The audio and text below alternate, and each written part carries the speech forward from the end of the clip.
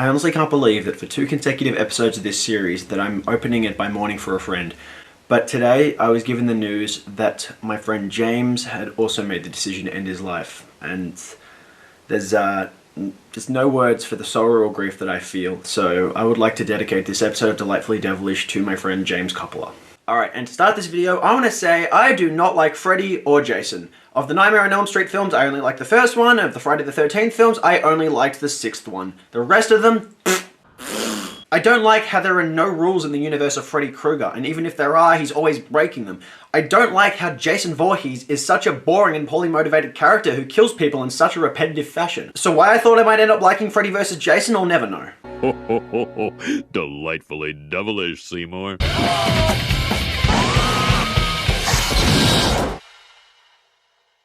Yes, everybody, welcome back to Delightfully Devilish, the show where we discuss films that all at once meet the criteria of being the good, the bad, and the ugly. I'm your host, Jukebox Harry, and today we are looking at a cross between 2 franchises that I don't like. I am a huge fan of horror films, and I completely respect that both Freddy Krueger and Jason Voorhees have had a huge influence over horror culture and pop culture. The thing is, I am not a sucker for slasher films. When I think about slasher films that I like off the top of my head, I think of Silent Night, Deadly Night, Halloween, Halloween 2018, Scream, and the original Child's Play. But I never got sucked in by either of these franchises. I found that 10 out of 11 of the Friday the 13th films were just boring, repetitive, and devoid of any characters whatsoever. Whereas with the Nightmare on Elm Street films, I did like Robert Englund and I found some of the kills to be creative, but it was still repetitive and so convoluted and lacking any sensible lore to actually support itself. When I think of a good slasher villain, I think of Michael Myers. He is the physical manifestation of evil. He cannot be understood. He cannot be reasoned with. He exists solely to kill. And that is terrifying. Of course, everything between Halloween and Halloween 2018 I have very little favourable comments on, with the exception of Halloween 3 Season of the Witch for completely different reasons. But whatever, I thought that maybe a franchise crossover might have some appeal because I remember enjoying Alien vs Predator when I was a kid. I was dead wrong. Freddy vs. Jason starts with some random girl getting naked and going skinny dipping, because it's the trope of slasher films. I like nudity as much as the next person, but this scene is so intentionally devoid of any actual storytelling or characterization that it pounds audiences over the head with how cliche it is. It all turns out to be one of Jason's dreams, which this film thinks is apparently a valid excuse, but it doesn't make things any less tedious. Jason's mother, Pamela, the killer from the first Friday the 13th, pops up and tells Jason to go punish the children of Elm Street. He then comes back to life through an awkward series of fade transition shots, and then Pamela is revealed to actually be Freddy. I've been away from my children for far too long. We are 6.5 minutes into the film at this point. The intro credits have not even happened, and already we have had to rush through a poor resurrection scene. Let me just break down everything wrong with this. First of all, where the hell is Jason? Apparently he's just lying on the ground in some forest on planet Earth, even though the preceding film is literally titled Jason Goes to Hell because it ends with him being dragged down to hell. Freddy Krueger even cameoed in that film to establish hype for the upcoming Freddy vs. Jason. Jason Voorhees has come back to life so many times that it's ridiculously tedious, but the fact that he's somehow managed to transcend being in hell, just... So that means that Freddy vs. Jason expects you to deal with not only disbelief, but a complete disregard for what was established by the last film in the Friday the 13th series. Second of all, he can be resurrected just by hearing his mother's voice in his head. Like, that's crummy enough before you actually think about the fact that it wasn't even really his mother's voice. Her voice doesn't have supernatural powers. It's him convincing himself that he's heard his mother's voice because it turned out to actually be Freddy Krueger. Jason's dead body just has to think something has happened, and then that will bring him back to life. If the lore of the series isn't already stupid enough, then what the fuck is this? Whatever, then we cut to the teenage characters of the film. I won't be referring to any of them by name because none of them actually have any character to them. Whoa, babe. Tell you about kissing me after you smoked, huh? Oh yeah, they're worse than one-dimensional. They are downright awful characters. While the other Friday the 13th and Nightmare on Elm Street films like to pretend that they had characters, this film won't even do that. It'll just highlight their most unlikable qualities. Does the film want us to have a bad time watching this movie? When I first watched this film, I didn't think it was going to be a delightfully devilish movie, but when I realized how much the filmmakers want you to aggressively hate everyone in this movie, that was when I was like, yes, I will shit on you on camera, because you are shit. Where's Linda? It's Lori. Don't do that. Do not name one of your characters after a character from an actual good slasher film. Babe, you made me ask you twice. Doesn't sound like you're asking at all, R. Kelly. I don't like him. You know what? You don't like anybody. I don't blame her. You're all fucking terrible. Babe, you know I don't like to be touched after, okay? Don't touch! Your hair smells like menthols anyway. We get it. You're a fuckhead. He gets murdered, but even with the bloodiness, this death feels lazily done. The cops show up, and then there's the end of that scene. A serial killer shows up, murders one person in the house, and that's the end of it. It's one thing that you can't actually motivate the character properly, it's another when you don't let him take murderous advantage of his opportunity. That's just bad writing. Do they know who did this? No, not yet. But I thought I heard one of the officers mention a name. You know, to tell you the truth, Lori, I just moved here about a month ago. You know, I don't remember her asking about your relocation, officer. Things quickly turn into an obvious dream sequence where Final Girl gets a visit from Freddy. You were supposed to be watching your sister. Were you drinking? My best friend was just killed, Dad. Ah, so even the adults are awful. Everyone in this film is just terrible. Jason kills his dad, and then him. The police are blaming everything on Blake like it's some kind of Columbine thing or something. You know, if you are gonna slip a reference to Columbine into your script, at least have the decency to be funny about it. Killed his dad and then took his own life.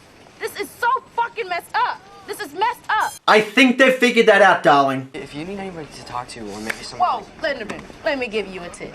Place your hormones back in the box and quit while you're ahead, okay?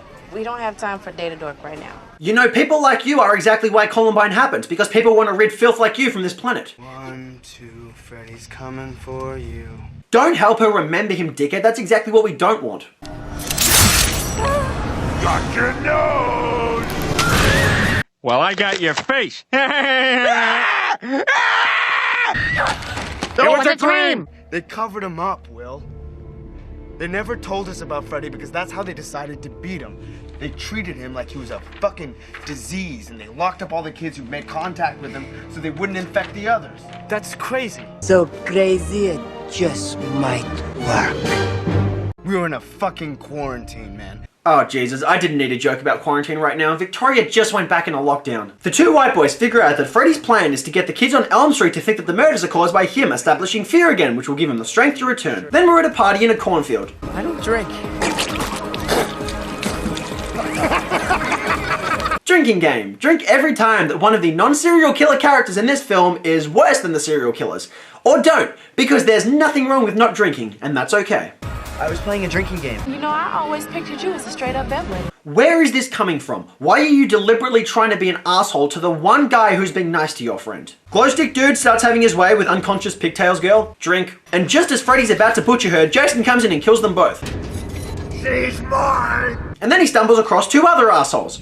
Why don't you go find yourself a pig to fuck? Yeah. Dry up, Tubbo. Son of a bitch. Is that meant to look fake? Is that a joke?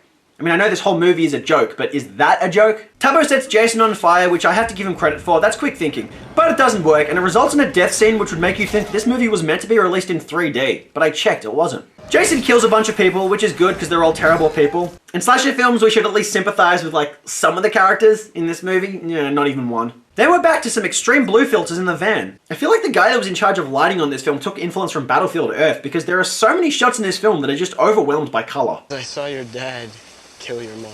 I don't care. More blue. Hey, Mark. You didn't forget about me, did you? Looks like it's his time of the month again. Freddy kills this guy and leaves a message. There was room for a joke there. It wasn't Freddy's back, it was that guy's back. I've seen what he can do. He's the real Jason. That's impossible, Linderman. Jason is dead. Well, first of all, through God, all things are possible, so jot that down. You better start thinking outside your little box, dude. Because somebody's definitely breaking the fucking reality rules, okay? What are the rules? What are the rules? When you've kept your brain, but the world's insane, how the hell you gonna find out the rules? What if Freddy brought Jason back? Somehow Jason returned. Everyone starts preparing to tie up Final Girl to offer her as a sacrifice, but this turns out to be another nightmare. But the problem is, I believe it. Because everyone in this film is so awful that I fully expect them to treat one of their own like that. I feel like I shouldn't believe it. Like, this should surprise me. I pulled that out of my dream. How is that possible? Anything is possible now. God, you just don't get it. And that right there, that is my problem with both these franchises. Anything is possible. Wait a minute, did you say anything? Anything. Anything? Yes, anything. Neither Freddy nor Jason can ever be stopped. In Freddy Krueger's universe, he constantly bends the laws of reality because the writers keep on making him do it. Not because there's any sensible reason for him to be doing it, and not because it makes any sense in a mythological context. Freddy Krueger can keep returning no matter how many times he gets defeated or sent to hell, and so can Jason. In the last film, we literally saw him get blown up, then return as a non-physical character when the bad guy from Rocky V decided to eat his heart. And then in this film, he comes back from hell because apparently he convinced himself that he heard his mother's voice. Freddy and Jason symbolize the #1 problem with slasher movie sequels. They have no reason to be here, and the way they keep coming back is through incongruent mythology. And because of that, anything is possible. Anything. Anything. I'll get you, and I'll look like a bloody accident. And because of that, nothing that happens in the universe of either of these films has any impact on anything. No matter what happens for the rest of the film, we know that Freddy and Jason will be back because the writers say so. So why should I give a fuck and why should I keep watching? Well, because I've got to finish this video. Everyone sneaks into the mental hospital and not quite Jay decides to get high. That's literally his entire arc. He smokes weed in every single scene without even being funny about it. And then, for some inexplicable reason, a poor CGI drug bug enters the room, has a smoke with him, enters his mouth, and then possesses him to get rid of the drug which suppresses dreams. Then Jason comes in and starts doing his duty. Oh boy, here I go killing again. Not quite Jay injects Jason with a concentrated sedative. He gets bisected, but does succeed in knocking Jason out. We enter into the dream world where Freddy and Jason start fighting, and this is where the film actually gets entertaining, simply because of the action. Director Ronny Yu is a talented director of action films, as he proved when he made the Jet Li film Fearless. This is the one part of the film where things actually become fun, but like with Alien vs Predator, you have to wade through a myriad of the most generic plot points available just to get there. Freddy has plenty of fun dominating Jason in the dream realm, but he underestimates Jason's power, who knocks him so hard that it changes the color filter from excessively red to excessively green. Freddy learns that Jason's fear is water, because remember, Jason Voorhees is actually Bruce Willis in Unbreakable. Freddy gets inside Jason's head to unlock his memories, and then somehow Final Girl literally enters into Jason's dreams. The mythology actually starts to make less sense as the story goes on. Though it does give us this decent shot here, which serves as a nice throwback to the ending of the first Friday the 13th film.